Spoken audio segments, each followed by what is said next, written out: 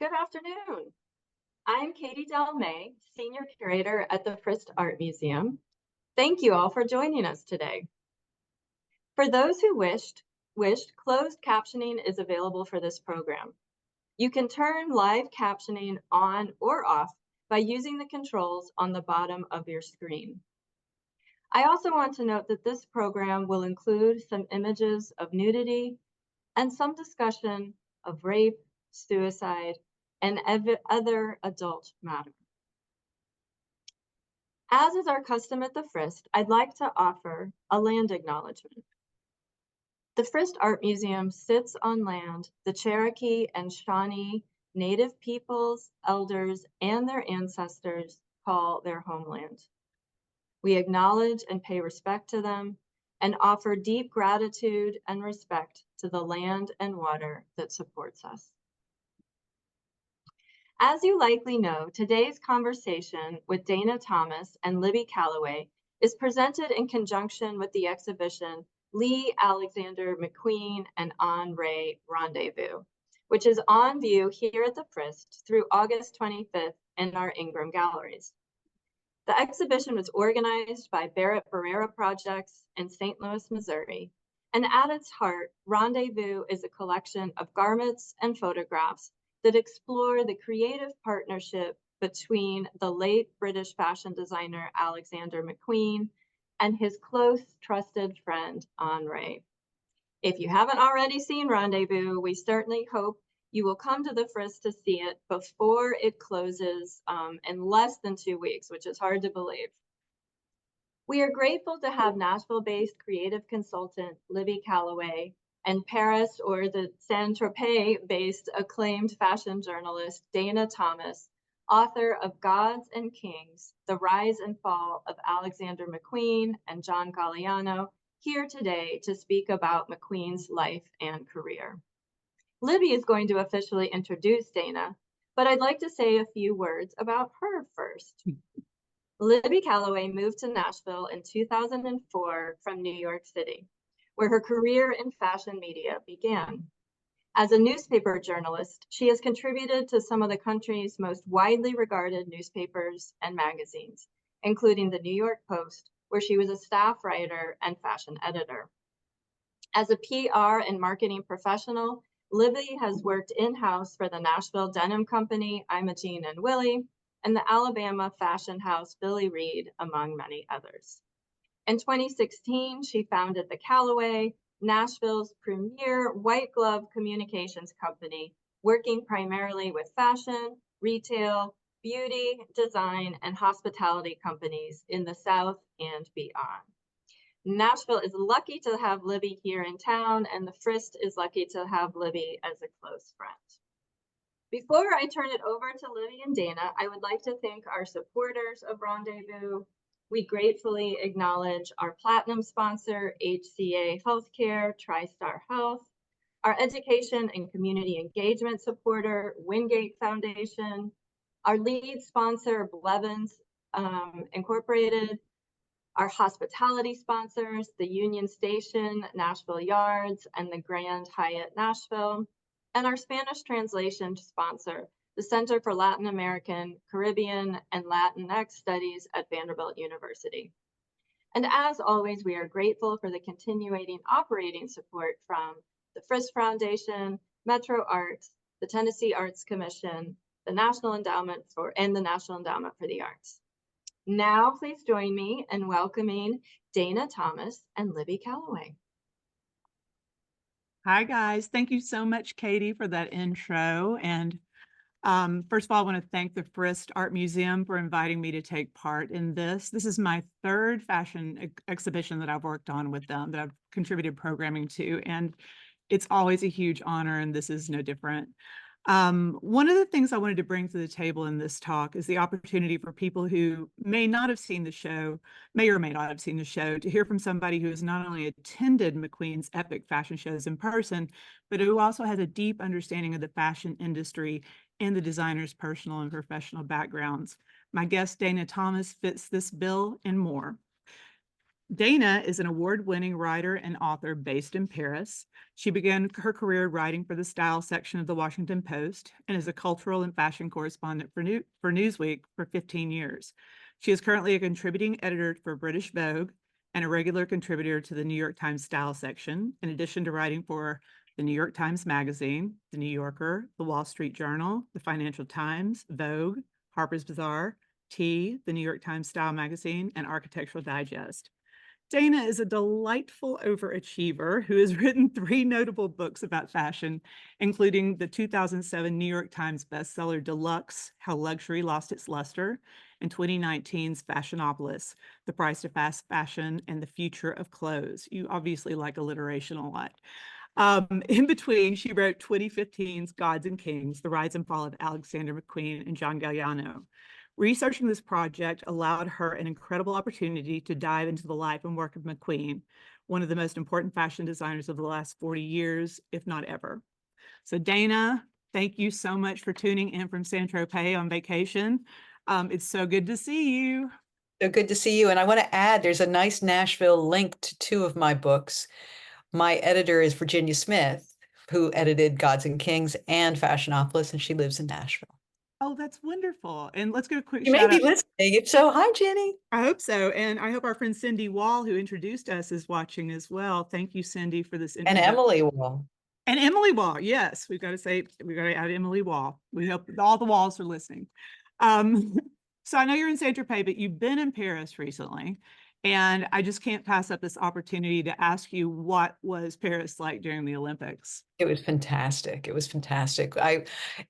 In the months leading up to it, it was complete chaos. And when you heard all the Parisians complaining, they were complaining with reason, because train lines were closed down, bridges were closed down, roads were closed down. There were trucks everywhere. There were cranes everywhere. The bridges were shut down. It was chaos.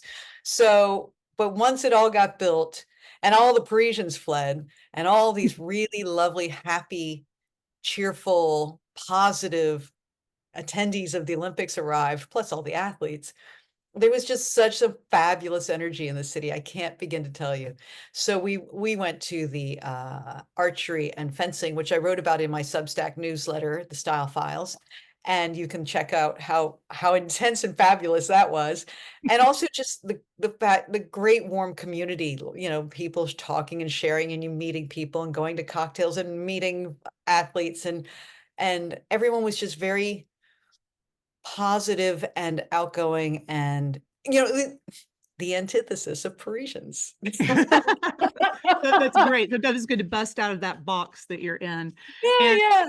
And it was also, I have to say up here, it was also a major fashion moment, because LVMH, Louis Vuitton Moet Hennessy, which is owned by Bernard Arnault, is he currently the richest man in the world? Or No, I think he's it depends on the stock market. I think he's number 3 this week. But okay, yeah, that's what I thought. I was like, a couple of weeks Elon Musk, Jeff Bezos, and Bernard Arnault, they kind of trade around.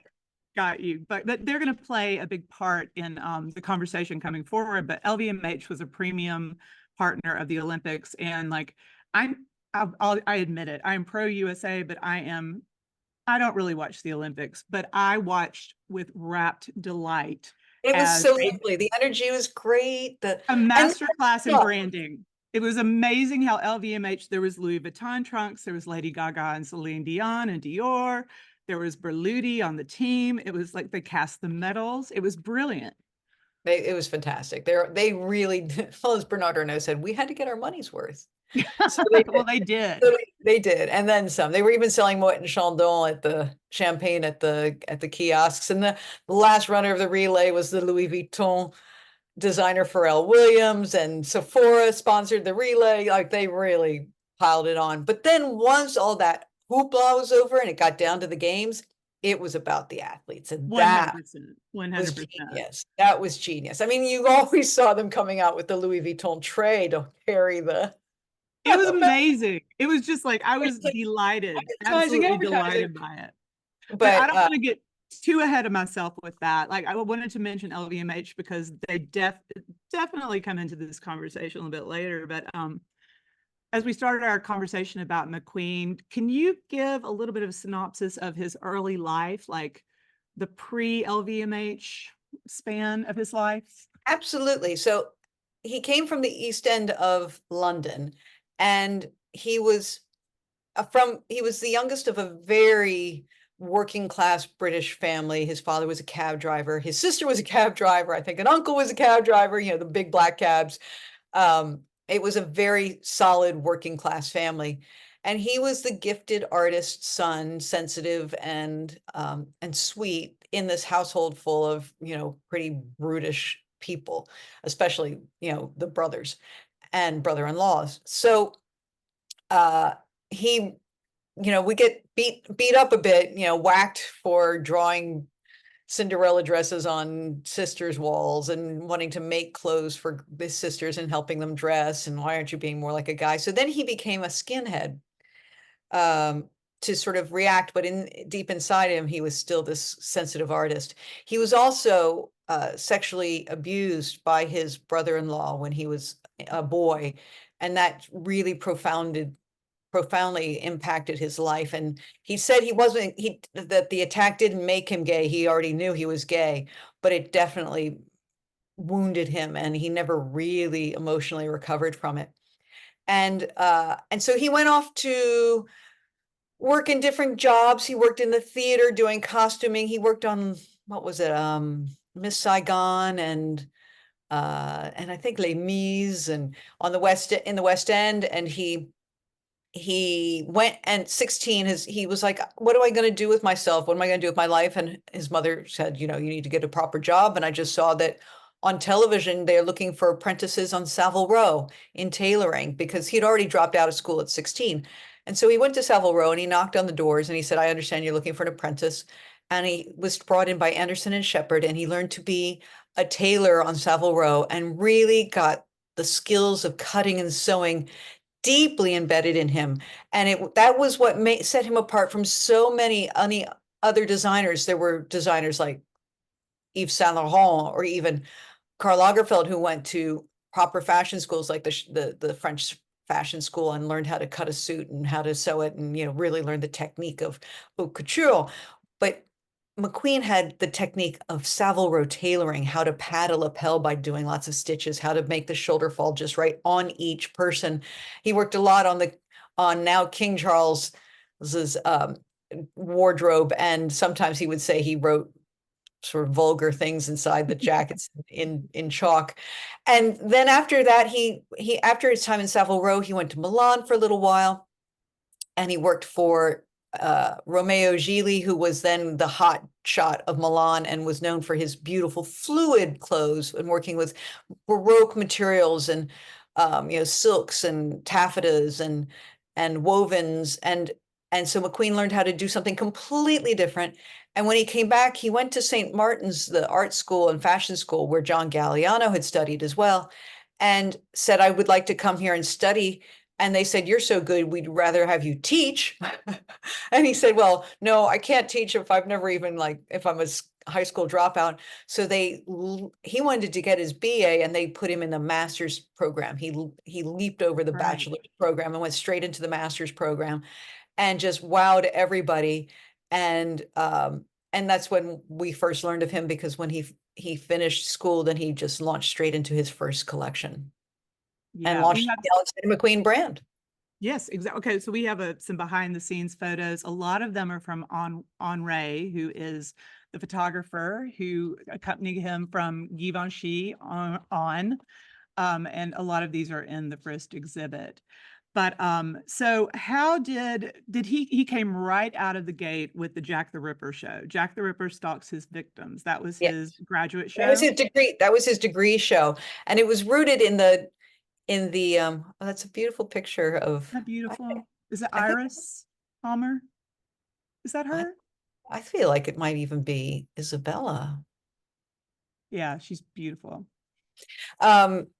So yes, he rooted his collection, his graduation collection, in the serial killer from the East End, who he was told had one of the girls that had been murdered by Jack the Ripper was a distant relative. Who knows? But that was like family lore, and people talked about it. So but he also wanted to talk about violence and beauty, and these were like the root of his his craft, of his genius, of his creativity, because he believed that, you know, having been through this violent period in his youth and then yet working with his hands and creating beauty, and that life could be both violent and beautiful, and love could be violent and beautiful, and that there was life and death, and there was beauty in death as well. And he really played with these ideas all the way already in his graduation collection of 8 or 9 pieces. And they were incredibly beautifully made. The tailoring, of course, because of his training on Savile Row, was impeccable. And then he did fun things, like he took magazines and he made a paper mache skirt, ball skirt, out of the magazine. Wow. Slamming up, and then he strapped things with beads, and he tore some of the clothes as if the women had been, you know, attacked. And it was only like a 3-minute show. I have the video in my computer, and it's very short, but it's very powerful, and it's blood red and black. Right. And some Which continues transparency and throughout. lace. Yeah. One of the themes. We got some more pictures of behind the scenes going through here. And ever after, whenever you look at anything he did all the way to the end, if you circle back to that first graduation show, you see the seeds of it there. It's all there. Right. And also, I think it's really interesting, all these sinister themes like that come up, like kind of tell you where his head is. Taxi Driver. There's one called Nihilism, Banshee, The Birds. There's a certain element of violence to everything. Definitely. But there were things that, they were also nods to things in his life, that his father was a taxi driver, that he used, when he was babysitting his nephews, they would sit around the house and at his aunt's and watch Hitchcock movies, and he loved the birds. He also was a bird watcher. And when he became great friends with Isabella Blow, she would take him out to the country house and take him hawking. She would have an expert come over and teach him how to catch birds on his hand. And so he had a great love of birds. Yeah. There was, it wasn't just like he took something like so many designers do and just like say, literally, let's do something. He would take these titles or these themes, but then he would pour all sorts of other things, or they were links in many different ways to his life. Awesome. And his passions and his experiences. That's wonderful. Yeah. And we're going through some behind the scenes. Let's go through these and we'll get up to his first really significant show. So when did you become aware of him? I became aware of him when he did a show called Highland Rape, which already you're like, what? A fashion show called Highland Rape? Exactly. And it was it was the first one he did in the tents of the London Fashion Week. Before that, he was always off site and scrambling to get some money and doing it with, no money whatsoever. And like the Nihilism, I think, or was it? Yeah, or was it the Birds? One of them was in a parking lot, he was really scrambling to get these, get a space. Another one was in the basement of a rotten church that was like. A quick aside, what's the weirdest place you've ever gone to a fashion show in? Oh gosh. I was at the Miguel Adrover show on the Lower East Side where the sheep fell into the audience. That's weird. That was. I went to a town show in a subway station in New York. That was kind of weird. Yeah, that's kind of great. I don't know. I've been to some.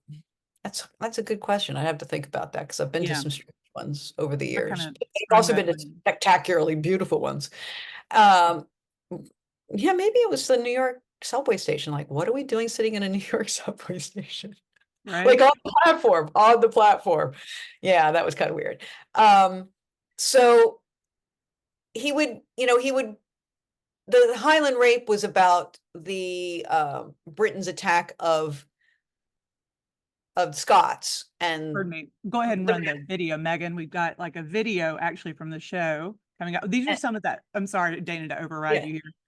These are some of the pieces that are in the current Frist show that are going to show up on the runway piece that we're about to show. But let's keep talking about him. Yeah, let's run the video. And so he, it was rooted in this idea of the British, destroying the Scots, a massacre, and he wanted the women to act as if they were being attacked, because he felt that women are often under attack, and he wanted to create clothes that protected them, that were like armor, that were very strong. I had friends who worked for him and used to wear his clothes every day for the office, And they said at the end of the day, they had to come home and take them off and like put on pajamas because they were kind of exhausting to wear, the early stuff, because it was so intense. It Well, was the really intense bumpsters fashion. too. Yeah, very intense fashion. And then, so he mixed up a couple ideas, but mostly it was about, you know, these women were being attacked and they needed to be saved. And so, and the tartan is from the Scottish tartan, and that was from his family's plaid. Yeah, it's He all also right. created, as we can see on the right, he also created in his very first collection what he called the bumpster, and it was a pair of pants that swooped down so low you could see the top crack of, you know, your derriere. Yeah. And in a And very Devil Wears Prada situation with the Silurian sweater, we ended up seeing that we had to wear low slung like pants for baselines years. dropped across the board in fashion. It's a But he direct line. was able to pull this off because of his tailoring training at Savile Row, that he could make a pair of pants cut that low that they stayed up. It's kind of amazing, right? That's like, And that showed his technique. But yeah, most designers will work a lifetime to come up with a new silhouette, and only a handful in the last 100 years have. You know, Coco Chanel started, you know, got us out of the corset and into clothes using jersey, which was until that moment in the 1920s, fabric used for men's underwear, right? Like undergarments. mhm, And Balenciaga came up with the A line, the trapeze line, and Pierre Cardin invented the bubble shape, bubble dress, right. bubble I coat, lived in a bubble house. and the bubble house. And Givenchy came out with the sack coat, and you know, it was sort of a shape of a sack. There aren't a lot of new silhouettes that have been invented in the last 100 years, but the bumpster is one of them, and he did it in his very first show, Pretty remarkable. his first collection. Okay, so he's getting a lot of attention after Highland Rape, and that's when LVMH steps in at some point. A little bit after, a little bit A after, little bit after. Okay, a a little bit little bit after. after. He did another show called Dante, which was just spectacularly beautiful. Okay. And I think that was the one that was held in the church. And and they were looking for a new designer. I'm sorry, my dog needs to leave the room. It's okay. That's totally fine. That's totally fine. I'll vamp for a minute. There you When the 15-year-old dog says, I need water, you say, okay. The dog needs water. Yes. The dog needs water. So Givenchy, one of the brands in the LVMH stable, needed a new designer because they had announced that they were moving John Galliano from Givenchy to Dior. And so they were talking to and lots of different people. And at one point they offered the job to Jean-Paul Gaultier. And he said, had they offered that to me first, I would have taken it, but they had offered me Dior and then withdrew the offer of Dior and then gave me Givenchy as if it's a consolation prize. No, I don't want to do it. I love Jean-Paul for that. Yeah. So, so they were looking, and they were just stumped on who to hire. And then McQueen did this show. He did the Highland Rape, and then shortly thereafter he did Dante in the church with Honor Fraser wearing this amazing violet corset and that jacket you saw earlier that was with the frogging, the sort of militaristic jacket with the frogging, that was from Dante.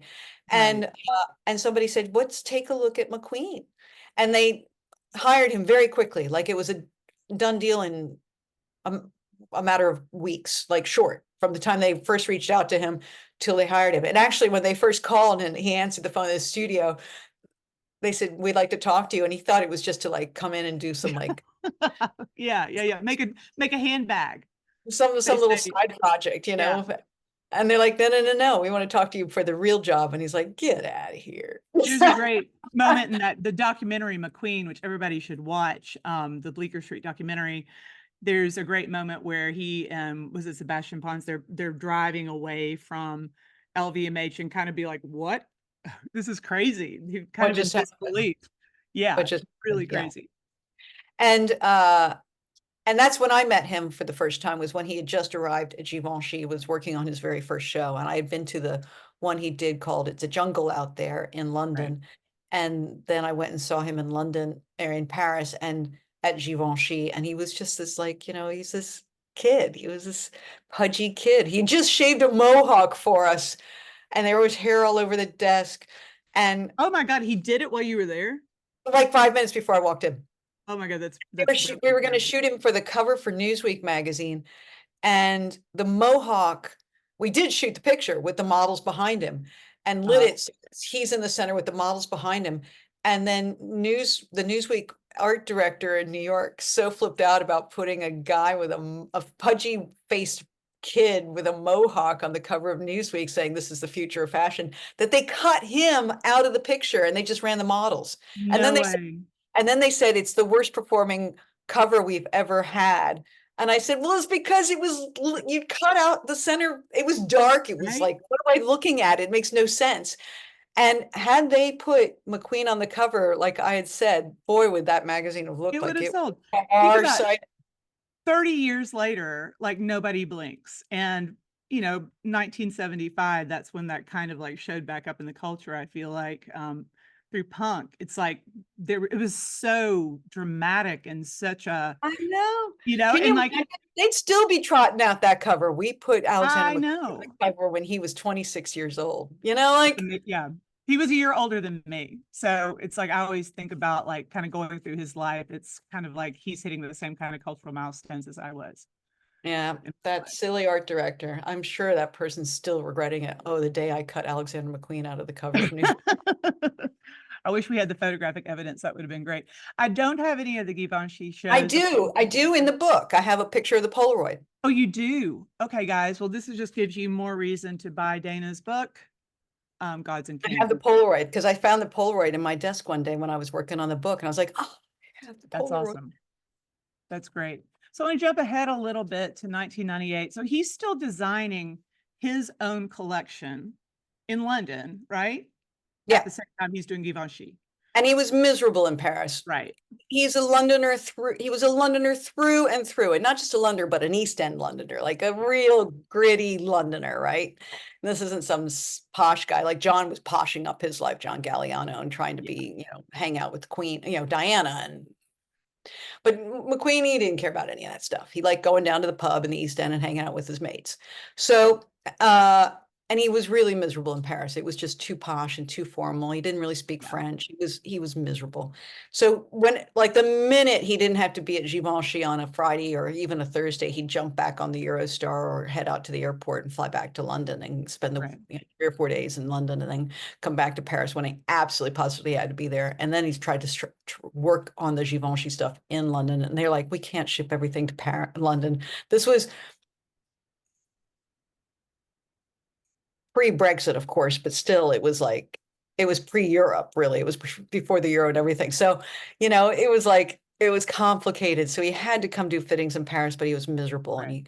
And he was happy when he was in London, and he was doing his best work in London. And the way he looked at Givenchy was it was funding his work in London. Exactly. And he was also learning so much at Givenchy from the atelier. The atelier fell in love with him when he arrived, because the first thing he did was he went into the atelier and introduced himself and said hello to everybody. And that was like, what just happened here? Because in couture houses, it's very a hierarchical setup. So the couturier is on top, then you have the head of the ateliers, the premières, and then you have the petit main, the people who do the work.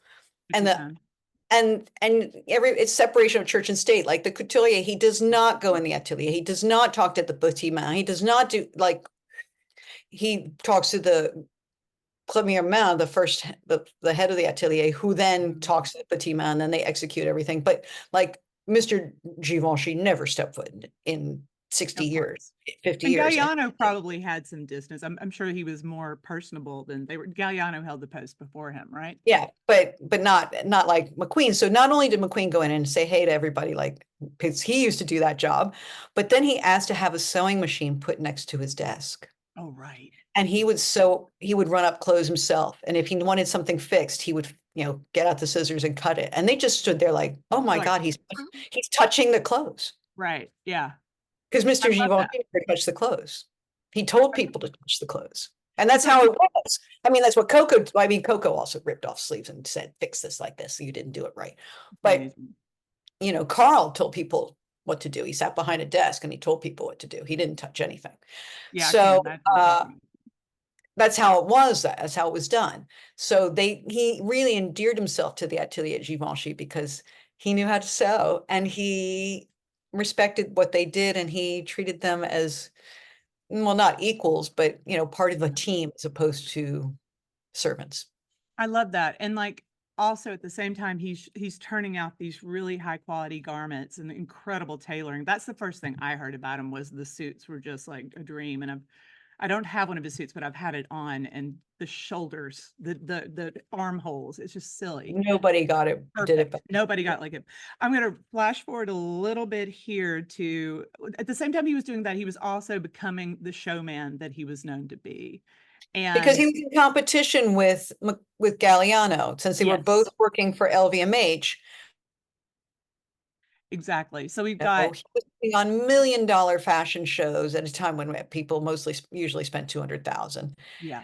And McQueen would be saying, I need more money. And they're like, you don't get any more money. And he had a fraction, 1/5 the budget for everything that Galliano had going on. And Galliano played the game though. He was the oh, one yes, who was he kind did. of, kissing butt. And Yes, he did. And he had the staff, he had everything he needed, and McQueen was just, fighting. And McQueen deep inside thought and knew he was better than Galliano. And he was. They were different. They were completely different. And they were both skilled. But Galliano had come up as an artist and an illustrator, and McQueen had come up as a tailor. So when it came down to actually making clothes, mhm. McQueen was, the So we're winner. blocking poor Shalom's face in this picture. But okay, number 13 is probably one of his most iconic shows. And I want to show some video from it, just because this is something, even if you don't follow fashion, you might have heard about this moment. Were you there? I can't remember if you said you were there when this Yeah, happened. it was crazy. It was amazing. And what made it so great was that because McQueen was an artist and his soul, and then he got into fashion because he needed a job. And then he got the skills of tailoring. I mean, look how beautifully made that dress is. Look at the shape of that dress, the tailoring of that dress. It's just spectacular, that dress, before they do anything to it, right? Mm-hmm. And then he decides to just do like performance art, that he's this artist who wants to make art. And so he also was super into tech.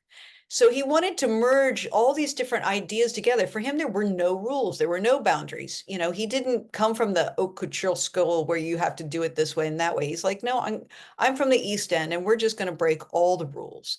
And so he decided to turn this and make this one of a kind dress on the spot, painting with the robots.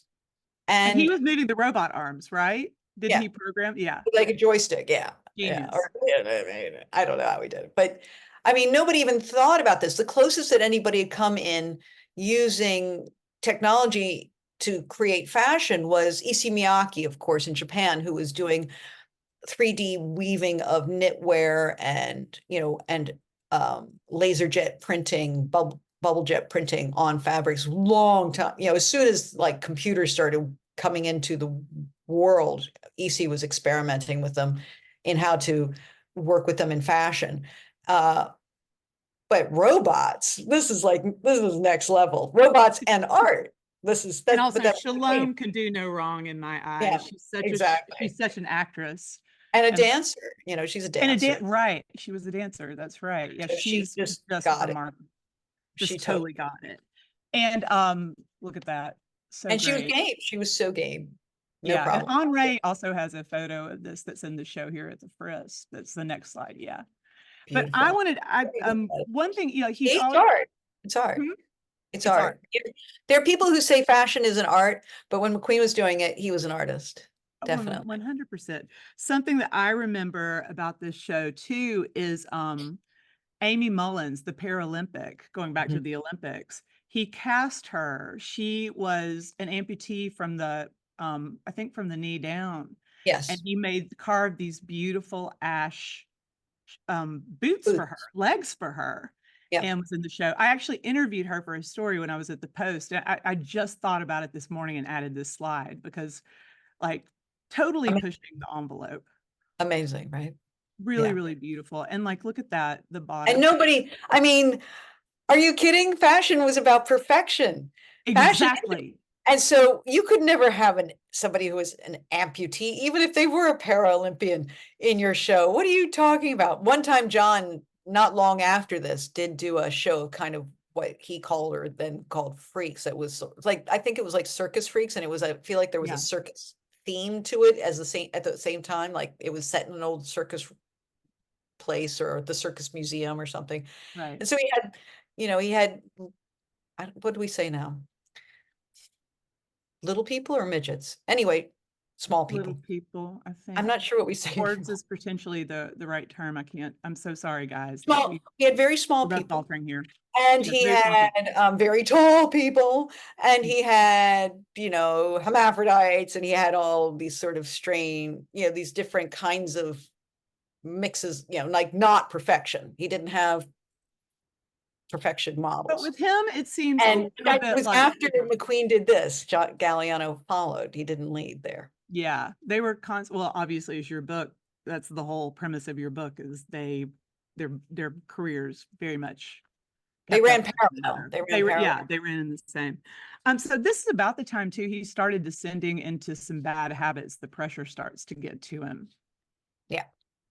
When he joined Givenchy, until he had joined Givenchy, he hadn't really ever done any drugs beyond like poppers, while like swimming and horsing around at the pool, which is kind of fun. I was like, that sounds kind of cool. They orange your face. Do some poppers and then do a cannonball. That kind of sort of goofiness. And he didn't really drink. Like he would go to a pub with a friend and he might get a beer, but he didn't drink. So but when he got to Givenchy, he was, overextended. He was running his company in London. He was working for this massive company in France. He was not speaking French. He was having to put out, suddenly, instead of doing 2 shows a year, he was suddenly doing 6 or 8 collections a year. It was, and so one of his colleagues or boyfriends or somebody that nobody liked, let's put it, that's for sure, said, here, why don't you do a line of Coke to pop you up? And the guy who offered it was a bad news partier. And McQueen did, and suddenly it was like, I can get everything done. And so you gotta sleep, so you have to take something to bring you down. So then he managed to get through, because when I met him, he was just like falling into this abyss right then. So he had just done his couture show in January for Givenchy. He had to turn around and do his London ready-to-wear show in early February, and then he had to do his Givenchy ready-to-wear show 2 weeks later. So that was 3 fashion shows in 5 weeks. And he had to make sure everything was perfect. And they were not just shows on a runway. They were like whole big things. And to get through that, he did a lot of cocaine. This person was providing him with cocaine and staying up to get everything done. And then afterwards he had the big crash, but then to keep going and keep up with the cycle, then he had to take everything to Japan, and then he had to go back to bada, and he's going back and forth to London and Paris and London and Paris and then New York. And he was unable to keep up. So he kept doing more and more coke until he became a bona fide addict. Right. We have an example of like another one of his really stellar, outstanding shows here, Voss, which is a controversial. I love this show so much. I love it too. I love Joel Peter Whitkin, which whom we're about to talk about. I met him. You did? I did. He's kind of a crazy guy. Well, you would expect. Everybody's going to understand when they see. I actually met him at it was a most amazing evening. I went to the opening of the Lartigue show. I love Lartigue, the photographer at the Pompidou. And I ran into William Klein, the photographer, who I knew well because I had written about him. And then he was talking to this guy, and he said, Dana, I'd like to introduce you to somebody. And it was Whitkin. And he said, and I said, oh, what kind of photography do you do? And William Klein said, but pictures you can never look at, Dana. You cannot look at them, Dana. I will not let you look at them. I forbid you to look at his pictures because they will make your eyes fall out and destroy your mind. Do you know what I did? In 1996, I took my sweet father to the Joel Peter Whitkin exhibit at the Guggenheim, the retrospective. And immediately upon seeing the first image, I was like, oh my God, I should not have brought my dad to this. But he was a good sport. So Dad, I know you're watching, you're a good sport about that one. But yeah. But he was a very nice little man. I can imagine, but he is a demented guy. Very jolly. I can see how he got along with McQueen because they later met and became friends. Exactly. Totally. Yeah, So totally. let's talk about this show a little bit. Like one of the things I love is like it's the tension of nature here is something that he often goes back to nature in a lot of these pieces. But like there was some deconstruction in this that's really interesting. Can you set the scene for it? Well, there was different things that like the dress on the left is made with, what do you call those? Biology slides, medical slides, like you that's the medical slide. Yeah. Like you put under your microscope. Remember when you would do that in biology and biology class and you put it under the microscope and you look at stuff and you have them sandwiched together. So that's what those glass rectangles are. And he had them painted or stained red like blood. Wow. I believe that's also the same show where he had found some seashells, razor clams on the beach and said, as he would say, am I allowed to swear? Yeah. Okay, I'll abbreviate. He'd say he'd find something. He'd like fall upon a pallet of plastic wrap in the street, like industrial plastic wrap, and he'd go, "Got to make an effing dress." So he found came across this beach of this wash up of these razor shells. He's like, "Got to make an effing dress." So he goes back and he starts collecting hundreds and hundreds of these shells, and he brings them back to London. And there's some others, and he collects all these different shells, and he makes dresses of them, with them covered in the shells, really heavy. And when the models walked, they went clink, clink, clink, clink, clink, clink, clink. And then set the scene. Where were they? What was the theme here? God, I don't even remember. No, it's the mental institution. They're behind. Yes. I mean, I thought you meant like the place. Oh yeah. I'm so sorry. It's set up like it's a mental institution, and they're in a glass box and with one-way mirrors, so they can't see the audience outside, and the audience is seated around the glass box. They can't see out. They can only see reflections of themselves. But the audience comment on the fashion world. Exactly. Yes. And the audience can see in, sort of like, those one-way mirrors in police stations. And so they're vamping and doing all these things in front of the mirrors, which makes it even sort of weirder. And then their heads are taped up as if they've been in a mental institution of some sort or an asylum. And then they kind of were told to act weirdly. And could not do that today. Could not do it. And then they came out. No, I mean, and then the woman who came out in the razor dress then started like whacking herself into the wall and grabbing handfuls of the shells and ripping them, breaking them and throwing them on the floor and destroying the dress in front of us. We're like, no. It's incredible. And then you have Karen Elson, our hometown hero here, who was the star of a lot of McQueen shows. She was kind of the featured model in this one. He loved her so much. Right. I know we're going to talk to her. Wasn't she from Birmingham? Birmingham or Manchester? Birmingham. I can't remember. I'm so sorry, Karen. But she looked Scottish to him with that pale white skin, red hair, and he had affinity to anything Scots. And it's like, even in his mainline, his own collection, he was doing couture techniques, because the dress on the left was from a Japanese screen he found at Klingenkoor. Yeah, amazing. The big flea market in Paris. And then you can see those shells at the bottom. There's a photo go back 2 photos, Megan. There it is. Yeah, there you go. You can see those black oyster shells that he picked up on the beach. Yeah. And he had it all re-embroidered and restored. And it's amazing. Yeah. And then the Sean McLean jewelry. I don't know if you want to the Sean Lean. Yeah. Sean Lean, thank you so much. It's so strange. I think Sean's kind of having trouble with his business now. Oh, interesting. I've been to his website. You can go to his website. I might have read he went into administration the last couple of weeks. If not, he's not. He's barely holding on. So if you can find one of these pieces. Right. I mean, like in his work continues throughout all of McQueen's collections. I feel like they work together a lot. We've got some video of the show. We can continue to talk over it. But we have and then of course the hats by Philip Tracy, which were so wonderful. His friend, and And their co-collaborate relationship, there's that dress again with the slides. with Their the relationship, medical Philip Tracy, they met at the very beginning of McQueen's career, very right? beginning when Like, Isabella Blow. yes, who we're going to talk Is- about in a minute. McQueen Yeah. got his real break when he was presenting his graduation show, and Isabella Blow, who was an editor at Vogue, went and watched it, and she came home and said to her husband that evening, this is it. Yeah. And he makes clothes that Okay, let's talk about the video real quick, Dana, because what's happening now, Here's this the is Witkin moment. this is the Witkin moment. So what's happening is, first of all, This box has been there the whole time and nobody knew what was nobody there. knows what's inside. And then it opens, falls and shatters. And those are moths, as you say in the book, ugly butterflies. Ugly butterflies. And there's this woman, it is a fetish writer, erotica writer, Michelle Oley. Is that how you say her name? Oh yeah. Ollie, she is recreating this Joel Peter Witkin scenario, which is called Sanatorium.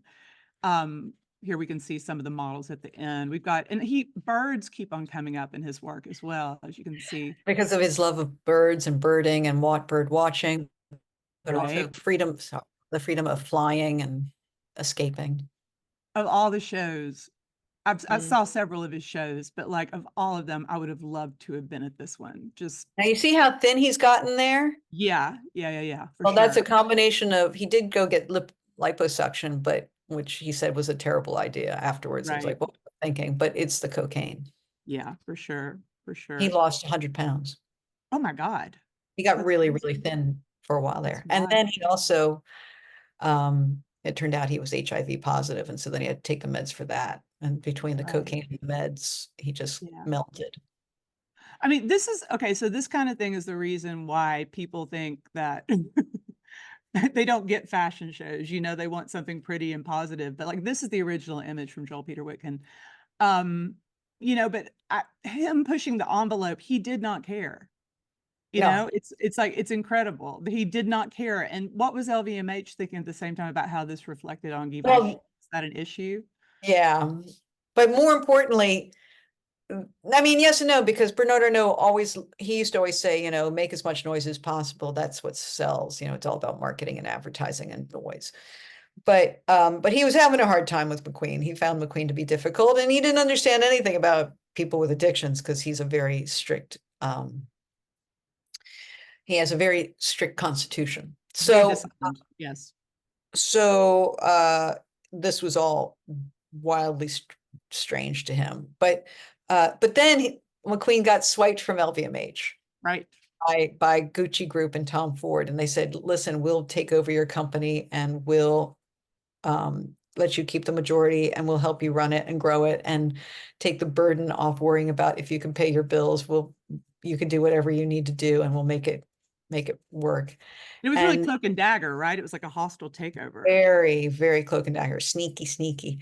And when they announced it, Bernard Arnault went bananas. And Queen, you know, bugged out on his contract early and they canceled his show. They're like, get out of here. So then he did things like he was staying at the Georges V. By then he was tired of living in they gave him a dumpy apartment when he moved to Paris. Dumpy apartment. Meanwhile, John's living in splendor, you know, like McQueen was like being treated like the poor, you know, like Cinderella, like the poor stepchild. And so finally he's like, forget this. I'm just going to stay at the Georges V. And then he would like order caviar and he'd clean out the mini bar and take the bathrobes and take everything with him and stick LVMH all the bills. Like, bye. I love that about him. I thought it was great. I do too. So something significant happens the year after that. Queen Elizabeth bestows a big honor on him. Yeah. The commander of the Order of the British Empire. He got a CBE. He did. And he showed up. He showed up on, you know, when John Galliano was invited to a state dinner at Buckingham Palace, he didn't show up. But McQueen was like, right. And McQueen was not a royalist. He was actually an anti-royalist, but he thought, right, this isn't just for me, it's for the whole company. It's a celebration of everything we do. I should go and I'll take my mom and my mom will think it's kind of cool. And so he took his mom And when he met the queen and he looked in her eyes, he's like, okay, I get it. She's a cool lady, and she's got the power. She's got the She's just a lady, you she's know? got the goods. She's got the goods. Yeah. He said there was beauty in her eyes. So did he and tell her to tell Prince Charles to go and like wash all of his suits, wash the tailoring out of the middle where he had written crude things about Charles? but he Yeah. dressed in his McQueen kilt and everything to Oh, that's go. so cool. It That's was right. it was very beautiful. He Yeah, was yeah, looking yeah. pretty smart. So we're up to 2007. We're skipping ahead a little bit, and something really significant happens. His Yes. benefactor, Isabella Best Blow, friend and best friend. best friend, who we mentioned earlier. Or Blow. We talked about this yesterday. I never met her, but I would see her at shows blocking the second row with her huge hats. We've got an image. The next image shows some of these enormous hats that she would full on wear on the front row. You can see on the right that she's not looking very well there.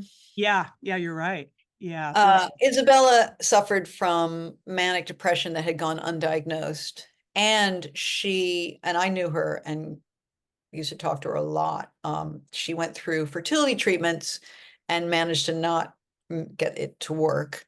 And then she hit menopause and she pretty much collapsed into a massive depression. And then, and her mania really took over, and she ran off with I swear to you, she ran off with a Venetian gondolier. No way. I know that is not in your book. Don't we just love that? I mean, doesn't it? That's great. But Did you show with Detmar, her husband? And she left Detmar and it fell apart. And I remember her talking about, how much she loved Detmar. And I have friends who went to their wedding, and then when that fell apart, what a disaster that was for her. But it fell apart because she was falling apart. Yeah. And Detmar didn't know what to do. He was at a complete loss. Like, yeah, like my wife is falling apart. And she, toward the end, actually, about that time of that picture, she was doing electric shock therapy. And that was the last time I saw her. And she really looked poorly. And I was like, my gosh, what are you doing? And this picture's my favorite. the British National Healthcare System was telling her, this is how we treat. Yeah. This 19th century way of treating. To back up, go back to depression. So she attempted suicide several times and finally succeeded. But she was an early supporter of McQueen. She was potentially his first major benefactor, and not just cheerleader. She put him in Vogue. She introduced him to clients. He would be able to pay his bills because she got her friends to buy things, made to order, and then they pay in cash so he could pay his rent. She housed him in her mother-in-law's falling down house in Belgravia, and he lived in the basement and used that as a studio for free. And Philip Tracy was upstairs making hats, and she bought fabric for his shows. The fabric in Highland Rape, she put on him, Detmar put on his credit card. So, she really did.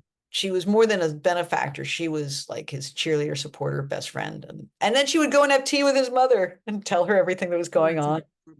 But he did her wrong, though. He did her wrong. You're wrong. When he went to Givenchy, she thought she would get a job as a creative consultant or something. And he left her out in the cold, even when she went with him on the interview on the train and everything.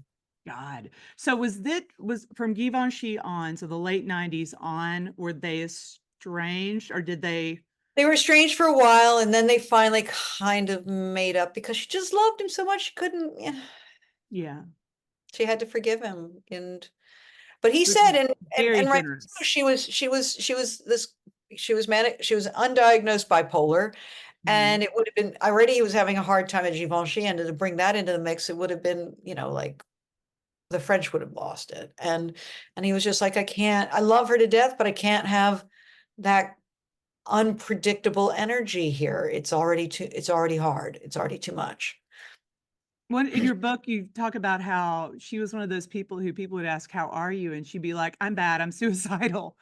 And something we also talked about yesterday is like the attitudes toward mental health in the 90s and early 2000s, or through the 2000s, actually, how it's so different now. Like, she would have gotten help. McQueen would have gotten the help that he ultimately needed had it just been a couple of decades later. Yeah. And, McQueen was trying to get the help he needed and he had the doctor, but the office would make him cancel his appointments because they had meetings. Like the management wasn't on board with what was happening. He was trying to get the help he needed and he was trying to exit. He was trying to exit the business. He Right. wanted to go teach in San Francisco and make films and do other things. He felt like he had said pretty much all he needed to say in fashion. He didn't have much more to do. And he found out, he asked the boss, would the company carry on without me? And he said, sure, the company will carry on without you. And he like, okay. He was orchestrating an exit plan and he had a gig all set up in San Francisco with his best friend. And he was going to teach at the Academy of Art in Right. San Francisco. And Yeah. he was really excited to go work with Silicon Valley tech people because look, doing the robot thing all those years earlier, he was the first to live stream a show. And then we're coming up on Atlantis next. I think Gaga was the person who announced on her Twitter that it was going to live stream, and the thing it crashed, so it didn't live stream. Eventually, it showed, but they had it. It was like the demand was so huge. So when Isabella died, 2007, here, the Dame Bleu, he and Philip Tracy put this beautiful show together in honor of her. And that hat, I have one of the hats, like not quite like that one, but of that collection of Philip. I have one of the butterfly hats. Oh, Dana. And I bought it actually the day of her funeral. Oh, wow. Wow. I know the photos of him from her funeral are heartbreaking. Yeah. And like, this is one of the dresses that's in the Frist collection here, or the Frist exhibit here that was in the show. Such a great dress. Such a great dress. I've seen someone wearing that dress and they look great in it. Oh, it's in real life, not on a fashion show, but in real life. Yeah, in real life. Yeah, for sure. Like at a party, I saw somebody wearing that dress. I'm like, such a good dress. And it's interesting how Pierpaolo from Valentino a couple of seasons ago did the butterfly thing too. Was that butterflies or was that feathers that he did? You know what I'm talking about with Pierpaolo? Feathers, I think. I don't know if he works with Philip or not. He might be working. Oh, he was working with Philip. Yeah. So it was Philip who kind of. Yeah. I love how fashion, which is coming up. Feather hats, they were great. I just created a great segue for myself. Our next show is. They almost look like sea urchins. Yeah. Horn of Plenty, where his whole McQueen's comment on Horn of Plenty is the idea of like fashion being recycled. Well, he said that it was just wasteful and that, it was burn through the stuff and throw it away. And so his set, as you can see in the background, is all the stuff left over from his show sets that had been sitting in storage. And he said, let's just get it all and pile it up in the middle, like all this rubbish, and paint it black. And then he referenced all these different shows over the years. Like there's the Birds of the Birds, and there's Prince of Wales from other things. Like he made reference to many of his shows in the past. Like, look at this. Got several dresses are in the show here. Yeah, those oversized, and everything was exaggerated, right? Exaggerated, and showing about how it's just about growth and a bit like what I wrote about in my first book, Deluxe. It's about growth, it's about profits, it's about waste, it's about overproduction and overconsumption and pushing consumption, and that he was trying to create these works of art in fabrics, and he was told just to do it in blue because blue sells better, or churn it out faster and do more, and he was like, but no. And what a waste of like how soul crushing that was. Right. And so you can see here the makeup in the show is the over exaggerated lips. Just once again, they were supposed to be like porn blow up dolls. Right. That's what it was. We have some video too from it, which is really lovely. You can see one of the dresses. Apparently this one is made of feathers, and the one that we have downstairs is spectacular, is brocade. But isn't that amazing? But the next one is the one that's so incredible. They're all incredible. Insane. And look how slowly they're all walking. That's today they just march through really fast and everyone Instagrams it. It's over in 10 minutes or 7 minutes. 7 minutes a fashion show lasts now. I mean, each one of these passages lasts 7 minutes, and it should, because you want to actually look at this work because it's extraordinary. Right? And it's, I mean, I don't even know what to say. Extraordinary. Really, really beautiful.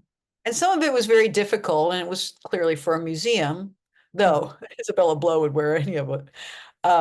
But not all of it. I mean, some of it was like just unbelievably wearable in, you know, like underneath all of that, there's a perfect suit, you know? Right. Exactly. And we talked for a second while we watched the finale. And there's all the, you know, the refuse from his shows. We talked for a minute about how, so this is a ready-to-wear collection technically. So how does, obviously, like you said, we're not, that was made for a museum. How is that influencing, just to explain to the audience here, how does it trickle down? How do these designs trickle down? Well, I mean, that jacket in the front, I'm sure they made versions of it for the store, that one too. They made all these, you know, versions, and that coat, the big oversized houndstooth coat, was a winner for this, for his boutiques, and the houndstooth, you know, shift with over the top, but not all of it. Right. And not all of it. And like, I think that was the thing with what he did, is that actually after you take away the hats and the accessories that took it over, like there was a beautiful black dress in there that just like, wow, I have to wear that dress tomorrow. So right, I know. Yeah, it's gorgeous. Yeah, so it's like, it's these pieces that are the inspiration for the line. They're kind of the show pieces. They're not necessarily meant to be sold, is the point I wanted to make there. Yeah, or their red carpet looks. Yeah, exactly, red carpet looks, because Gaga would wear that in a minute. So that was his second to last or some of his pieces like that. Yeah. There's a quote in your book, and I didn't write down, I wrote it, I typed it up, but I didn't write down who said it. What he was doing here is a cycle of forced obsolescence in fashion, and the hamster wheel he was running on at an insane pace to create that obsolescence and fill the void. That's what he was doing with this show, like a comment on that. Yeah. And also, this was, you know, there was a comment that he was bookending his career, and he ended up doing the show at the Horn of Plenty, which is the East End pub where Jack the Ripper's final victim was seen. And that, right. So originally that was supposed to be his last show, and then he was going to go out to San Francisco, and then he couldn't get out there. Like, okay, let's start working on the next thing. And you have this obligation, you have that obligation, you got to do this, you got to do menswear, you got to do that. And he's like, right. And so he called his friend in San Francisco, said, I'm not going to start in September. There's a get out. Let's start and let's push it to January. Right. There's a quote that you have here from Susie Menkes, the legendary editor, fashion editor, fashion writer at the Herald Tribune, which is really interesting. It's like people could pick up on his unsteadiness. Like she said, it was emotional to see McQueen push himself to the furthest reaches of creativity as though it was his wild last stand. Yeah, so were there rumors going through? Well, obviously he was going to leave, but did people know that? Well, there'd been an overdose or two. Right. And I mean, they were kept very quiet, but there was still some talk about it. And some people said that it wasn't necessarily an accidental overdose, that a year after Isabella died, he was just so overworked, strung out. He was very paranoid from all the cocaine he'd been taking. He was like seeing things. He would have this was like the most heartbreaking thing I heard. I met one of his boyfriends in New York, who is now a professor at one of the schools, and he said that McQueen would have a video camera at his bed and turn it on at night. And the boyfriend's like, yeah, I'm not into that. And McQueen said, no, it's not about that. I'm turning it on when we go to sleep because I want to film the monsters that keep trying to get me at night. Delusions. He had delusions. So, and then he would get up in the morning and he'd watch the video to see if there were any monsters. God, that is. He was losing his marbles. Bless his heart. I mean, Yeah, it's heartbreaking. The ending that we're about to go into is pretty heartbreaking. His last show is in 2009. It's Plato's Atlantis, which is And that long. another hugely memorable show. We've got some images from the on-raised It's images. incredible. It's Incredible. It it's is haunting. absolutely stunning. It's like an Elizabethan thing, like meets H.R. It's Geiger. so modern. Yeah. Look how It's- modern that is. Mm-hmm. Everybody else is doing this retro stuff, and he was looking forward. The only person who even comes close to doing that now, I mean, Issey Miyake was always looking forward. The only one who does it now is Rick Owens. Yeah. But it's rooted in goth. Right. And McQueen was rooted in beauty and nature in a way that And history. and history. But I mean, look at how modern that dress is. And they were all variations on that very simple design, which is like, your basic summer shift dress, right? Mhm. And then he was using this printer, this incredible printer, to make the fabrics. And yeah, then they were doing the live stream and then it collapsed. This But is to from the make documentary. the Yeah. fabrics, so none of the fabrics were identical, and they were all kind of like kaleidoscope-y of different animal prints and patterns, and Mhm. yeah, they were so beautiful. And look, they're all variations of the same dress, but they're all different. And I was reading in your book that Look like how modern they are. you had to cut them from the center of the cloth too. It was like he was taking Yeah. the cloth. Yeah, Look how modern they are. yeah, beautiful. They're 15 years old, and they look like they still look like something that nobody else is doing. Right? They're still of tomorrow. Yeah. And that's what made him so amazing. When he did his first show for Givenchy, he got completely slammed, and everyone said it was terrible. I didn't think it was that terrible. I thought it was wildly different than what anybody else had ever, from Givenchy and Mr. Mhm. Givenchy and everything. And people just were, and I remember the clients sitting there like, what are we looking at? And I remember Nan Kemner saying that she was looking at some of the French clients, and she said they looked like they'd been hit in the face with a cold, dead fish, which I always thought was one of the I love funniest that. things anybody had ever said Amazing. to describe a fashion show. But Yeah. 15 years or 10 years later, 15 years later, some young designer got called out, I think on Diet Prada, but somewhere, saying that he had taken the suit that Stella Tennant wore in that first Givenchy show and redid it line for line. Now, in your job and my job, we would be fired forever if we took Yeah. somebody else's work and put our name on it, right? Like that's called Mhm. plagiarism. But in fashion, people do that. Yeah. And so this kid got called out for it and said, wait a minute, your suit is line for line. Like, it's not like you took the idea of the McQueen suit and then played with it. It's an Literal. exact copy. And it looked unbelievably of its moment when this kid sent it out 15 years later. Mm. And it was like, well, there you go. What was wrong with that show? It was 15 years too early. He was so ahead of the curve that we all were like, what are we looking at? What are we looking at? And now you look at that show and you're like, I would wear any of that. God, he was so special. McQueen was just. But this still looks like it's for 2050, doesn't it?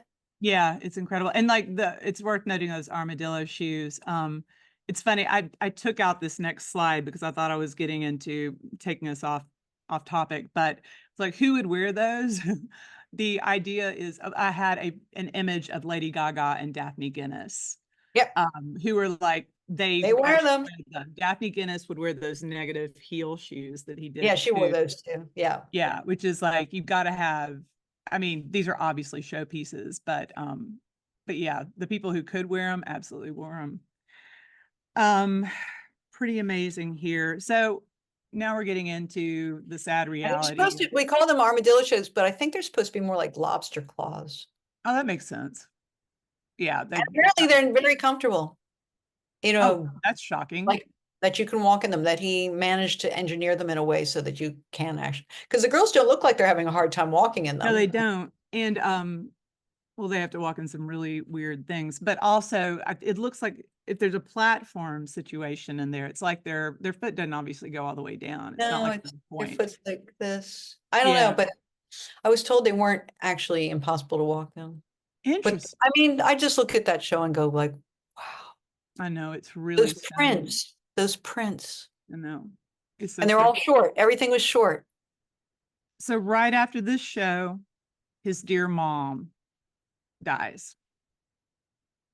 She'd been sick for a while.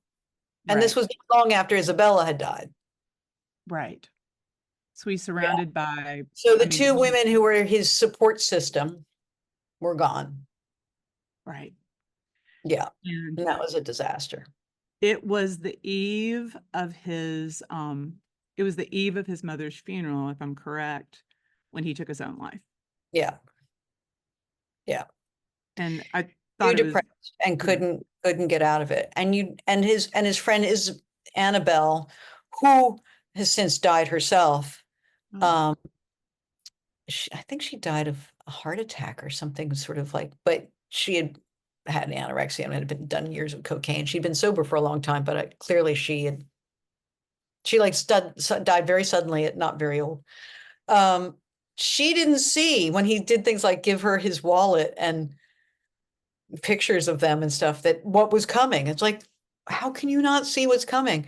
And that nobody, I feel like if somebody had stepped in and said, my friend, let me take you to get some serious help right now, we'd still have him. and that's the, And yank him out of the job, like yank him out of everything, give him the break that he needed and the help that he needed. Like just withdraw completely for 6 months or a year and go yeah. get what he needed, he would have been okay. But You at the same hope that time, would have happened now. You hope it would happen. yes, that would have totally happened now. But at the Wouldn't- same time, I always felt like he was not somebody who was going to live to be an old man. Do you know what I Yeah. mean? Yep. Like you meet people like that, Yeah. and he was. It was very strange when I first met him that time with the mohawk. He was a boy. He was still a boy. He was like this little pudgy kid. And then in about 3 years with the Givenchy and Gucci Group and everything, when he finally got to Gucci Group, it was like overnight, Mm-hmm. he became a man. And not Right. just like a man, but like a middle-aged man, thin, looked like the look in his eyes changed. Right. He became a middle-aged man overnight. Mm. And that's when I thought, he's not going to ever be an old man. Like this is it. This what we see now. This is, I don't know. It's hard to explain, but there was something. I told you this yesterday. And I started thinking about the fashion industry and the record industry, the music industry. And obviously this has changed a lot in the last 35 years, but an example I kept going back to is Kurt Cobain.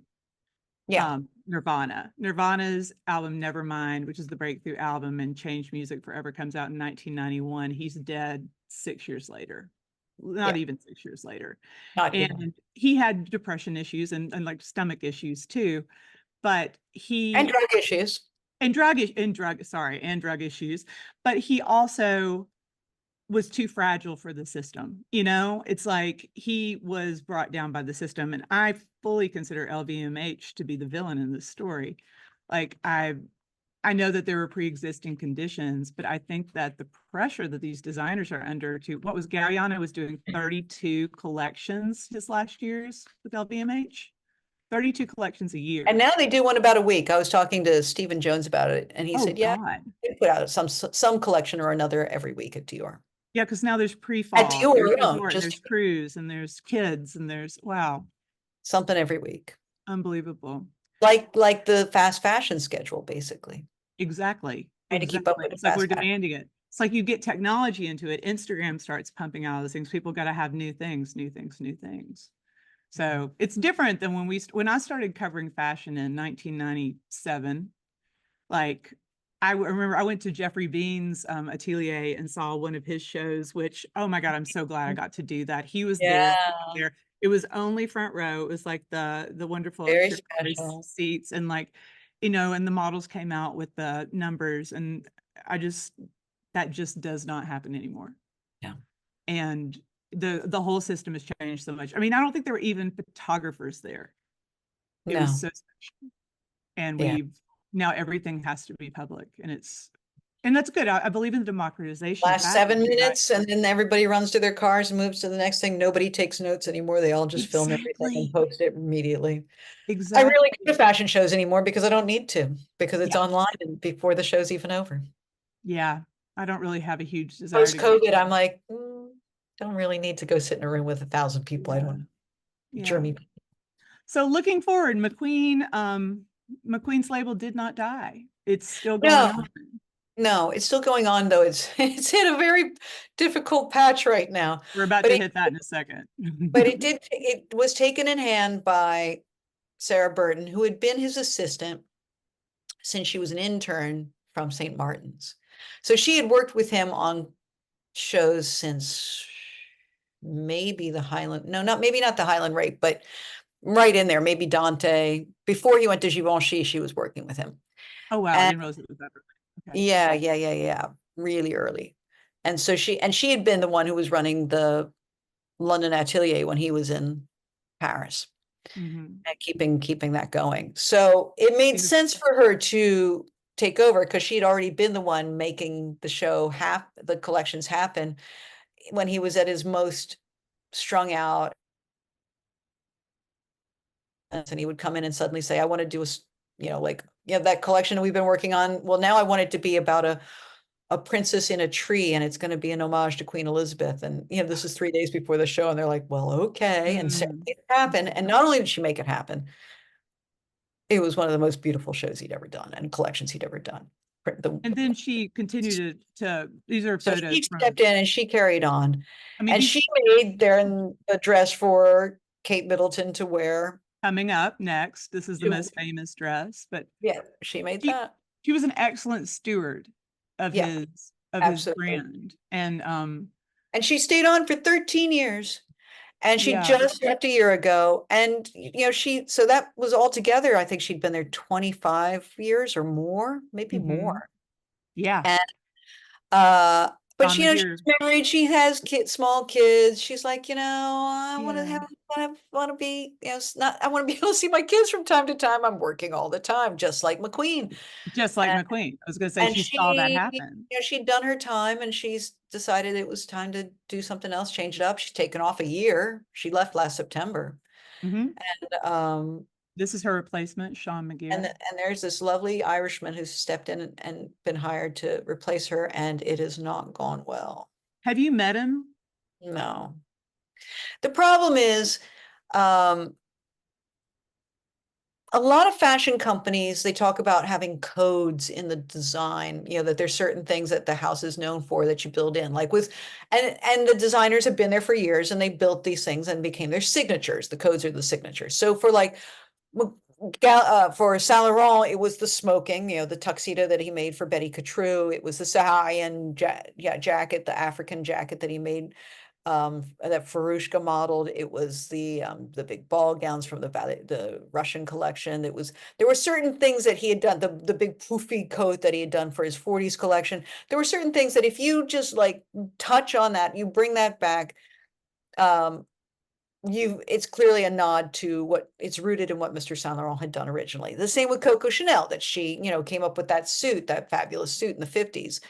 And she made that suit for 25 years or 20 years before she died. And when Carl came in 1983, he started riffing on that suit. I mean, you can take that suit in so many different directions, that little tweed suit with the gold chain in the hem and the gold buttons. Like let's just go every direction with that suit and you were good. Tweed, became a code. It was the signatures. But McQueen didn't have signatures. McQueen was giving us one-of-a-kind art over and over again. Like what? And then there was nothing that you could really latch on to except that it was about beauty and death and decay and nature, birds, I guess you could say. But, what are you going to do with birds? How often can you riff on birds? So, and then he also played a lot with skulls, and they turned the skull into his logo, which was kind of weird. And there's this very famous picture of him, you may have it in the show, of him posing with a skull, as if it was Hamlet talking to the skull, right? And he's smoking. So, they use the skull for his logo. My daughter has one of his wallets, and and the clasp is a skull, which is kind of weird, and skull scarves and so on. But beyond that, there aren't any real codes besides some really razor sharp tailoring. But that razor sharp tailoring, only he could do it because he had the training. Exactly. So it's really hard for somebody to, I mean, look at that jacket. I know. Look at, and this is like such And a this, see what I beautiful- mean about he became a man? Yeah. Yeah. He's a man there. It's also Just like very thin. Yeah. And he's only about 8 years older than the pudgy faced kid that I saw with the mohawk. Yeah, Yeah. he's not much older. So so it's very hard for anybody who didn't know him and didn't work with him and didn't understand where he was coming from and his madness of creativity to step in and do it. So I don't know how they're going to get that. I think that brand may just like leave him in the dust. Already they've cut off the name Alexander from the logo and the name. Oh, wow. I didn't They're realize. now I just didn't calling it notice that. McQueen. They're just now Yeah. calling it McQueen. They've lost the Alexander. It was Alexander McQueen and now it's just McQueen. So I feel like they're doing a bit like they've done with Saint Laurent, where they lost the Eve, and the Dior, where they got rid of the Christian. Yeah. They're distancing themselves from him in the brand because there's just no way to be able to recreate what he did or carry on what he did unless it was somebody who was by his side, and really the only one was Sarah. Yeah. I know it's hard. It's like hard to think about these. I mean, and the business doesn't he is a have legacy brand by now, you know? and the business doesn't have room for that, his sort of creator anymore. So you can't be the madman creator like he was, doing the things he was doing, because it's become such a global business and it's all traded publicly on stock markets. And if one thing goes wrong, then your stock collapses. I mean, Kering, which owns the company, is in dire straits right now on the stock market, and its sales are plummeting. And you know, they don't have the money, the time, or the patience to deal with an artist like he was. There's no room for that in the cultural war, in the corporate world. And in fact, what I say about the book Gods and Kings, my book, is that it's about the war between art and commerce in the age of globalization, and commerce won. Right. Exactly. That's the record industry. That is the fashion industry. That is all these creative industries that used to be the film industry, for sure. These used to be fueled by art, and now you're right. In the art and commerce overlap, it's like it was, you know, it's one of the oldest battles, and you know, it goes back to the Greeks, and you know, the war between art and commerce. You know, when I was working on the book, I was reading, you know, some Plato and Aristotle, like, you know, but in the age of globalization, commerce trumped. Yeah. It crushed art, and so there is no McQueen today. Right. It'll be interesting to see what happens. And the system isn't going to give us one. Right. Because the system is so geared towards business. Exactly. Exactly. We have taken up too much of your time here, Dana. We've taken you almost an hour and a half as opposed to an hour. So thank you for giving up your precious time. My pleasure. I don't know if you can tell, it's getting darker in here, the sun's setting. Oh, it is. You're right. Yes, you are ahead of us. Now you know what the future is like. Tell us, please. So tell us again about your Substack. Where can we find you? So I'm on Substack. It's Dana Thomas. It's called Style Files. I'm actually going to maybe finish one up tonight. If not, I'll put it up tomorrow. It's August, so we're not too right. The whole fashion industry shuts down in August. Right. I'm just going to write a little more about the Olympics, and it's and it comes out once a week, and it's about fashion culture, some of the environment, because my most recent book, Fashionopolis, is about sustainability and the impact fashion has on climate and humanity. So I do throw that in there too. I'm going to talk about, in the next one, I'm going to talk about how Dior has gotten in trouble in the UK for violating the Slavery Act. Oh, God. Modern Slavery Act. So you'll have to tune in to stay tuned. Dana Thomas on Substack, the Style Files, and find out more. I know you're always such an insightful writer. Like, you've got such a deep background in this. It's always really fun to read what you write, and you have a sense of humor too, which makes it go down really easily. So All right. Thank you so much, Dana, for this. This has been, I've loved this. I was telling this team here, I was like, yeah, Dana and I talked like nonstop for an hour yesterday, all about McQueen. If we can just have that same level of conversation, which I'm pretty sure we did. It's been so fun. I miss talking about fashion like this, and it's just a treat to be able And I to. miss Nashville. I'm sorry I couldn't come over and be there. Oh, we'll get you back next time. We'll get you back next time. But big great thanks to pleasure. Dana. Big thanks to the Frist for having me. This has just been an absolute delight. Thank you guys. And come see the McQueen exhibit. It's open for another week and a half. Thank you. Thank you you, so much, Dana. Libby. Thank you, Dana. And thank you all for joining us. Hope to see you at the Frist very soon.